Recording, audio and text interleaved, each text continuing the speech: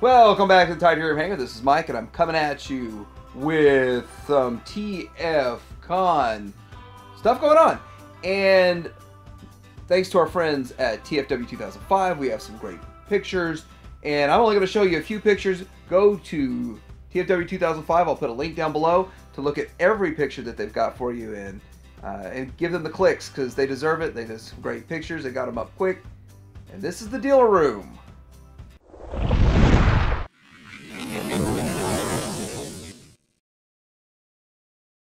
So we're going to be having a third-party panel later on, and I'm really looking forward to that. I'm excited about that. But till then, some interesting stuff in the dealer room. Most of the stuff we already have seen or know about, and a couple of few surprises. First, we're starting with this MMC's version of Bruticus, and this guy is shaping up to be kind of odd. A little bit whiter than I thought he'd be. I thought he'd be a little bit slimmer and sleeker from the pictures I've seen, but this is how he's looking.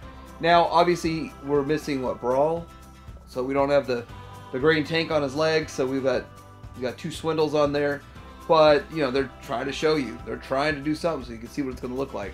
And it doesn't look bad, though. It doesn't look horrible. It's just, it's going to be short. I don't know if the paint scheme is really accurate. But, yeah, it's shaping up to be different than I expected. Looking at this, we have the Sphinx, and I think we've seen enough of this G2 repaint, so we all know about that. But then we have this one here, so they call it the Sphinx Pharaoh, which is pretty cool. Now I think we're up to like 7 of the Sphinx convention exclusives so far, so, and 2 of them in this 1 year.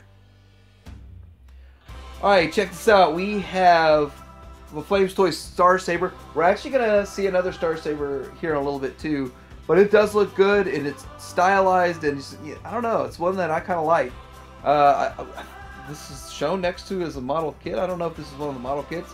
It's shown next to those other ones, the Seekers.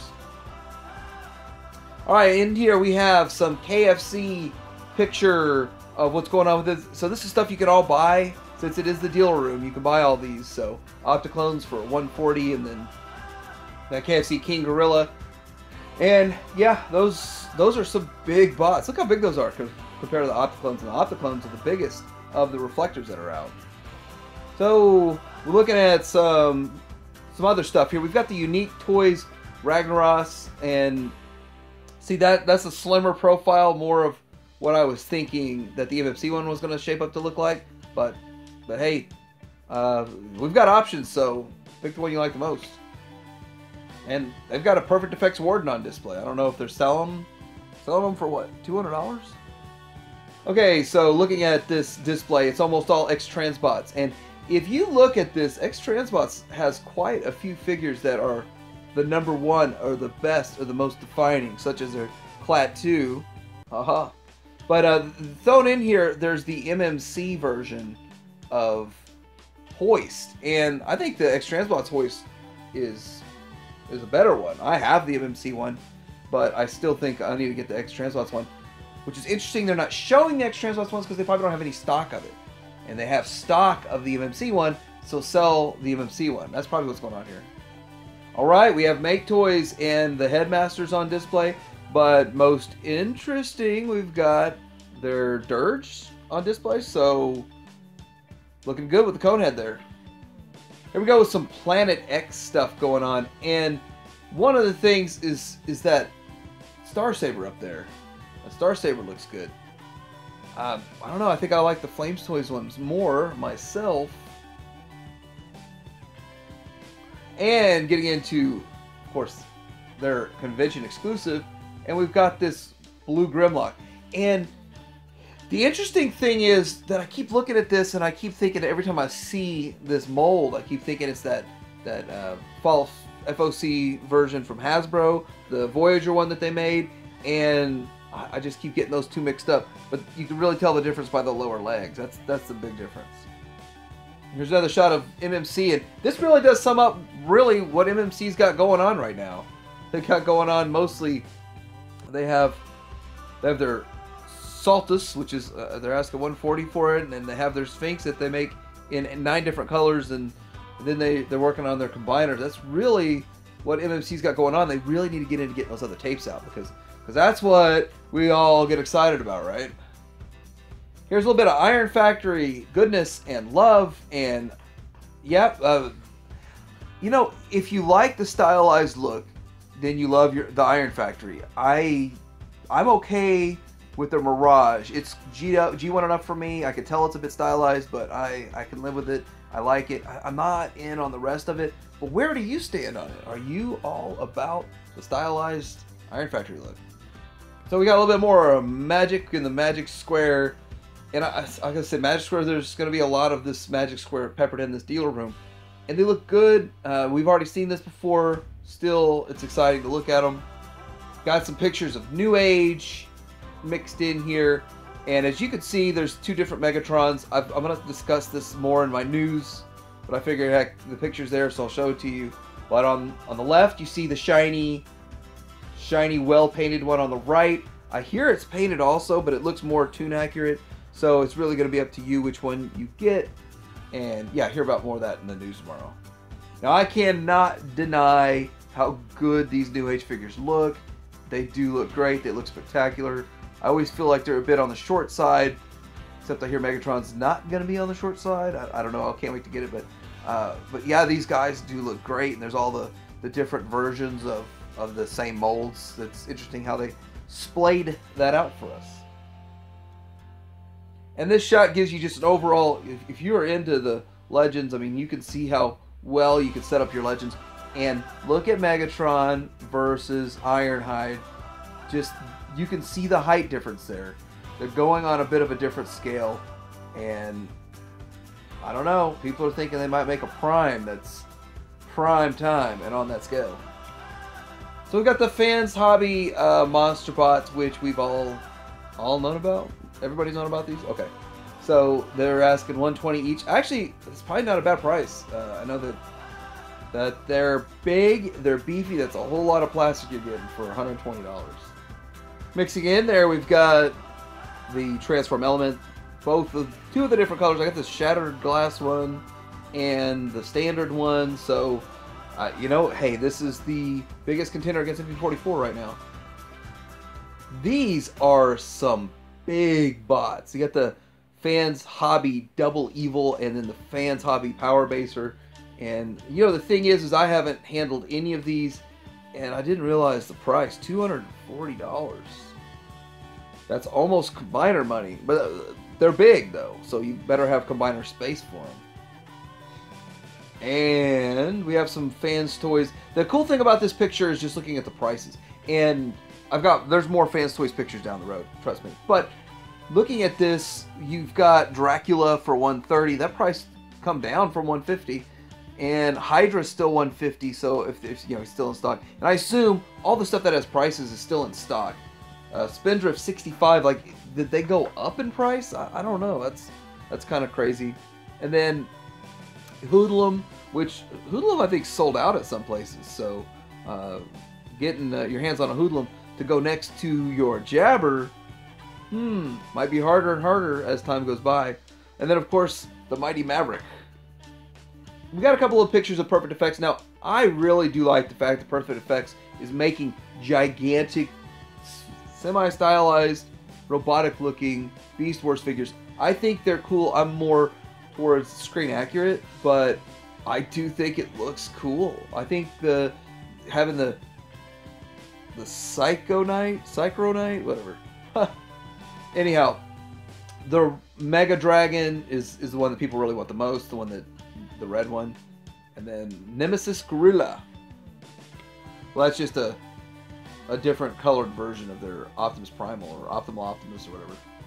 Okay, so we've got an official shelf of Beast Wars, and looking down this, I actually thought they'd made more figures in this. Maybe am I missing something? So we've got the Prime, we've got a Cheetor, we've got the Panther, whatever. We've got the Dinobot, and then we have the Megatron. So, and we've got Black Arachnia coming, so obviously there's not a test shot of Black Arachnia floating around, or it'd probably be in this display. So we got a few official pictures to show you, and just kind of what's going on and what's out there, and this is kind of the same stuff that's been going on and been out there. But we have the Artfire. I thought the Artfire was an exclusive. Yeah. The Delta Magnus. That thing's gone up in price. And here we are with just some basic stuff that we've seen time and time again. But we can see them again in the car bots. We can see some of the plus versions. So I guess that's nice. And all the matching blue windshields and stuff. And you know, someone brought up a good point about not having blue windshields. I don't know, does Bumblebee not have the blue windshield? So doesn't match plus? That's kind of an interesting point. And looking in here, we don't have a Hound on display, so there's not a prototype of Hound floating around just yet. Banana Force is there with their red shooter, and that's a magnificent paint job. It glistens. That was what surprised me. I like that paint. So, I mean, this is their first offering, I believe, so they're going to bring it. I'm guessing this is a cliff jumper in here in this, so that's an interesting one. What is this? Looks like along the lines of Iron Factory.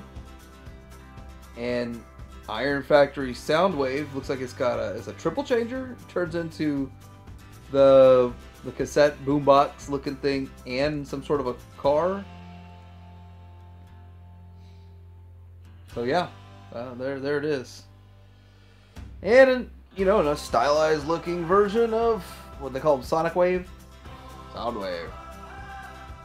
Yeah, here's an interesting picture of all of the different exclusives that they've had over the years. Well, not all of them, but some of them. And yeah, it's pretty cool. Packaged with some G2 packaging. G2-esque. Alright, more of the Iron Factory in here. We've got the Runabout and Runamuck. So, I'm getting these guys, even though they're a bit stylized, because they're the only versions made. Like, think about it. The only versions that have been made. And they'll be the first ones out, I bet. They'll beat Hasbro, and they'll beat any other third party in the Masterpiece. So, pretty excited. Interesting. I mean, I don't have a whole lot invested in those characters myself, but I still am excited about it. It's kind of odd. And we are getting into Beast Wars stuff in Legends. So that's going to be like a new fad or craze or excitement. So I don't know who's all in on that. I don't know if like this mirrors Perfect Effects in a way. So I'm wondering if someone else comes out with one that's more screen accurate. Who knows? So we see some magic squares, some magic. You can do magic. And look, good looking figure. This is going to be an awesome looking bot, no doubt. But I think where the magic square is going to shine is the cassettes, and those cassettes look so good. All we've gotten up to this point, cassette wise, are just little things that sort of resemble, almost like they're shadows of actual figures, not actual figures. But we are getting actual good-looking figures here. I mean, this looks nice. The price you pay, I think they make them thicker. Like, so what we've seen is the ram horn is like 2 thicknesses of a tape. So that is one price you pay. You can see right here in this picture the double thickness that you get.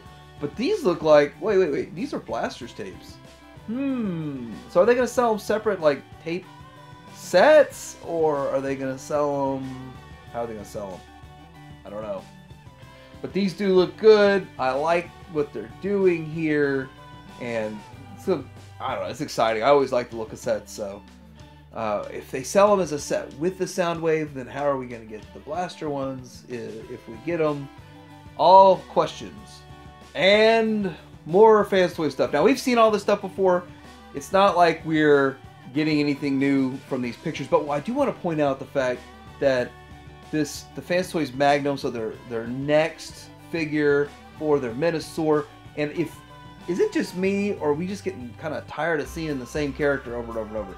It's been over and over and over. I actually would rather see more of Goose. I'm more excited about Goose because we've only really gotten one Masterpiece Superion, like a real Masterpiece Superion, and in Zeta really did sort of drop the ball on the bot modes, and they're okay. But this is far superior. But you're looking at, with the Minosaur, 2 other companies that are really nailing the individual bot modes also. So that's not as exciting to me as, say, this Goose, which is going to be a fantastic representation of the character in bot mode. Now we've got this Fansoist Hunk, so it's a nice looking brawn, and I'm not gonna say it. I'm not gonna say it, but hey, my Final Victory one is looking good on my shelf, so this looks a little bit better. I can't wait to get them in hand and compare them side by side. Now, in Fansoy Sheridan, I really am kind of excited about this guy too, because he looks really good, and I think he is far superior to any of the other versions we've gotten out there. So I know we've gotten the Badcube one, and everyone loves the Badcube one, but I really am excited about this guy. So probably the most exciting thing on the dealer floor right now is this G2 X-Transboss Minosaur, and guess what? I've got a picture of the actual G2 and the G1 side by side for my new segment tomorrow, but this one's more painted. The other one I have is more raw, and so I'm kind of excited. I was kind of hoping to see measurements, or maybe somebody could report how tall it is, but I was hoping when they redesigned this that they made it taller. And I'm looking at, I did a comparison to other picks that I have, and the hands fall to about the same size. I don't know it's any taller. I was hoping they'd add an inch or two, and it doesn't look like all the redesigning, it doesn't look any different.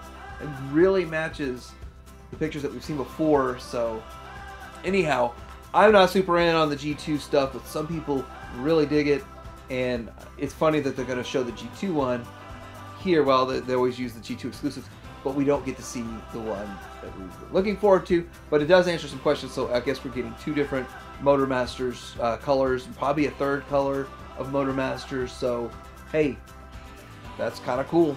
All right, looking forward to that third-party panel coming up later on today. And let me know what you think about these pictures in the dealer room. And I know we've seen most of it already before, but it's always exciting to look at again. Like, subscribe to Hanger out.